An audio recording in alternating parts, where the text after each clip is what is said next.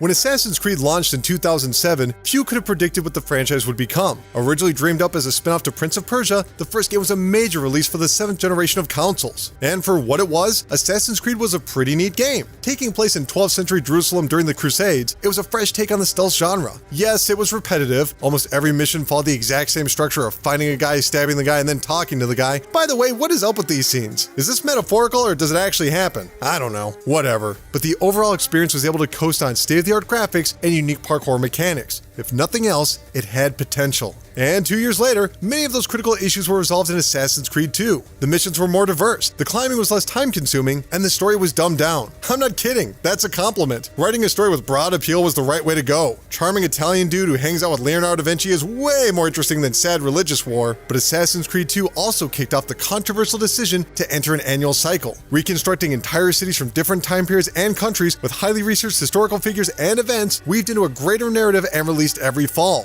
Say what you will about franchise fatigue, it's fairly remarkable any studio was able to pull that off. Between 2009 and 2015, Ubisoft released 8 separate traditional Assassin's Creed games. That's not even counting the 2D side-scrolling spin-offs or handheld exclusives. So when Ubisoft CEO Yves Guillemot announced the series would be skipping 2016, no one really complained. Had the series dipped in quality? Yeah, here and there. Some games were worse than others. I'm looking at you, Unity! But for the first time in years, there was a general optimism that Assassin's Creed would experience a meaningful evolution. And that's what we're here to talk about. Does Origins live up to those expectations? What does it mean for the franchise? And most importantly, should the series continue? But before we continue, just a heads up, there will be some spoilers for the original trilogy, so don't say I didn't warn you. Part 1. Everybody hates Desmond. Let's address the biggest concern for newcomers. Do you need to play the rest of the series to enjoy Origins? The quick answer is no, and the long answer is, well, let's get into it. When Ubisoft first revealed Assassin's Creed at E3 2006, many took the game at face value. And why wouldn't they? It took place in 1191 AD. Nothing unusual about that. But when it launched in November of 2007, players were surprised to learn of a greater narrative. Ubisoft had deliberately withheld details of a modern-day connection and science fiction elements, all surrounding the story's real protagonist, Desmond Miles, a 25-year-old bartender and descendant of the Assassins, a secret order at war with the Templars, another secret order that used ancient technology called Pieces of Eden to control the general population, and sometimes just to shoot laser beams out of swords. It depends on their mood. The modern-day Templar shell company Abstergo had designed a revolutionary device called the Animus, a machine that accesses the memories in an individual's DNA, allowing them to experience the past. So for the first 5 games, the main narrative centered around Desmond's training inside of the Animus to become an assassin, and nearly everyone was under the assumption this would conclude with a full-fledged modern-day entry starring Desmond as the hero. But nope! Instead, they just killed him off at the end of Part 3, and you might predict this would completely dissolve any interest in future sequels. But once again, nope.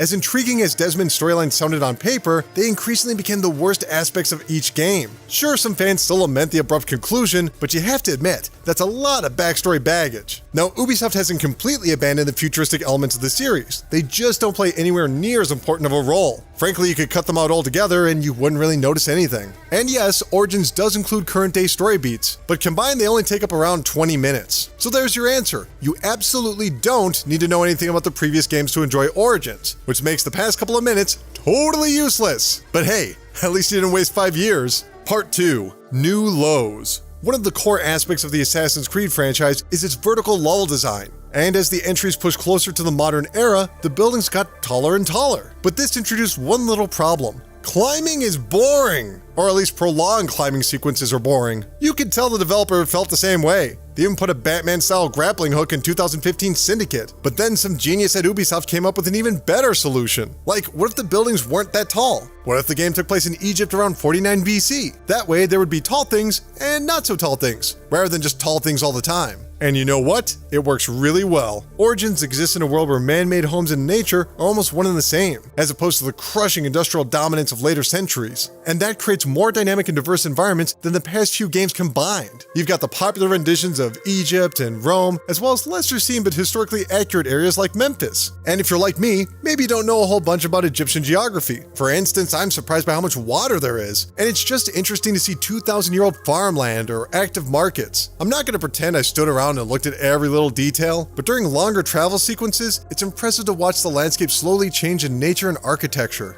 And it's easy to appreciate because, as you can probably tell, Origins looks fantastic. I'm playing this on a PlayStation 4 Pro, but even the videos I've seen on earlier hardware are strikingly beautiful. Yes, the overall height of the world has been significantly reduced, but the vast map more than makes up for any issues here. And besides, you can still sit on top of a pyramid. That's a tall thing. Gotta count for something. Part 3. Uneven Cut. Oh boy, now we gotta talk about the most difficult topic of Assassin's Creed Origins, the combat. Let's be realistic, the franchise has never been especially strong when it comes to head-on enemy encounters. Previously, it was this weirdly passive rock, paper, scissors system. You'd read your opponent's body language and quickly respond. Not great, but it sold the idea of assassins being world-class fighters. Origins, on the other hand, puts far more emphasis on melee and arrow combat, and the results are kinda bad. Players are given a more standard approach to conflict, with light and heavy attacks, dashing, blocking, and I'm already bored. Maybe I'm just too used to the old method, but no matter how complex and customizable it became, I still avoided face-offs whenever I could.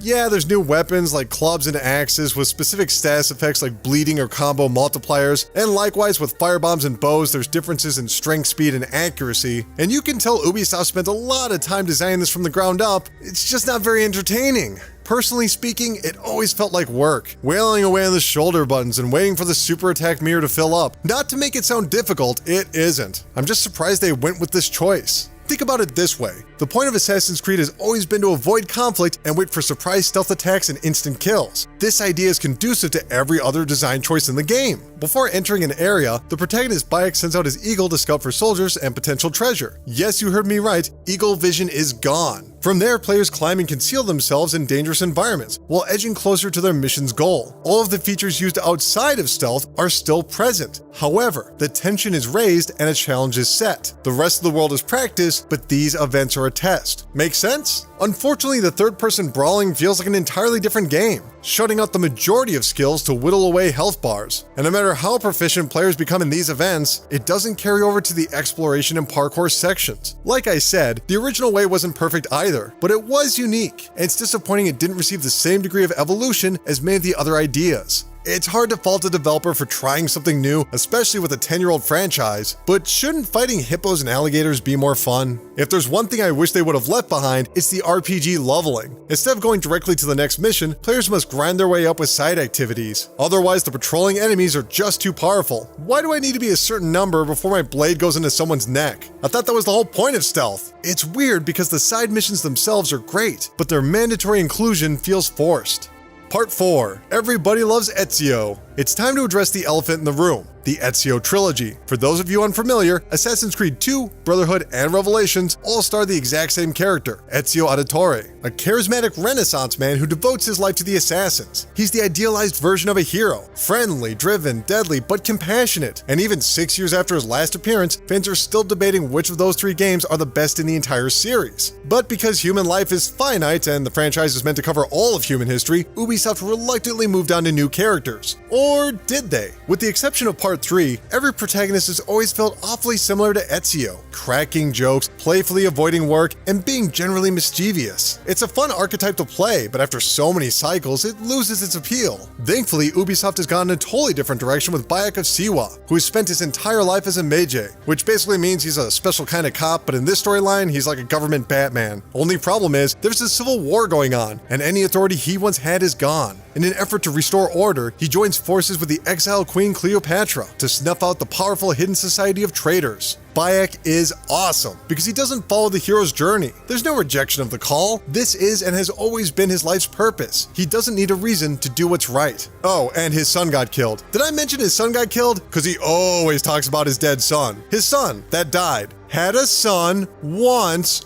but no more. Why? Got killed. Whose son? Bayek's. Ask him. Or don't. He'll tell you anyway. This is certainly a cheap way to garner sympathy, but it mostly pays off thanks to his relationship with his wife Aya. Early on, it's established that both are committed to revenge, and they really feel like partners, passing off information to one another in a sworn effort to murder everyone involved. It's an original take on a video game married couple. Now, I'm not gonna lie, the actual plot points are fairly forgettable. They do that Ubisoft thing where the majority of the story takes like 20-something hours, and then the final 5 missions go completely insane, but the bite-sized narratives of the side missions do give glimpses into society, explain the roles of animal gods, taxation and wealth disparity, burial rituals, and dead sons. Is it historically accurate? I have no idea whatsoever, but it feels accurate. Part 5. Should Assassin's Creed continue? So where do we go from here? It's pretty much established that Assassin's Creed will return. It sold great in its first month, and for a publicly traded company like Ubisoft, that's always going to be the deciding factor. But should it return?